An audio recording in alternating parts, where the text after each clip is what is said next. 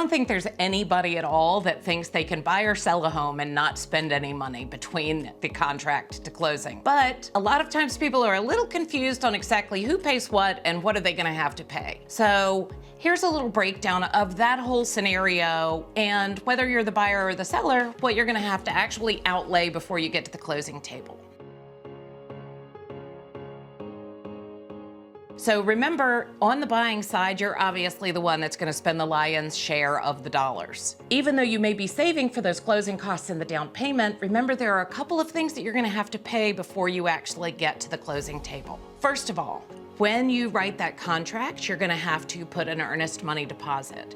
Generally, this is gonna be about 1% of the purchase price of the house. So if you're looking at a $400,000 house, that earnest money deposit is gonna need to be about $4,000. So that can generally be paid by check, a cashier's check, or a money order or a wire transfer. But it gets paid right then, and yes, it gets deposited. We're not putting that check in the desk drawer until closing. However, that money does get applied towards your final closing cost and down payment number. So it doesn't just go away, but you are gonna have to pay that at contract. The next thing you're gonna have to pay is gonna be your inspection. That's gonna get paid directly to the inspector, generally gonna be between $500 and $600, depending on the size of the house, and it may end up being more if you have additional inspections like radon, electrical, roofing, etc. The third thing you're gonna have to pay out of closing, and this may well for most people be the last thing you're gonna have to pay outside of closing, is your appraisal. Keep in mind that appraiser wants to get paid whether your deal goes through or not, so they're not going to count that as one of your closing costs. That's generally gonna be between $500 and $600 or so,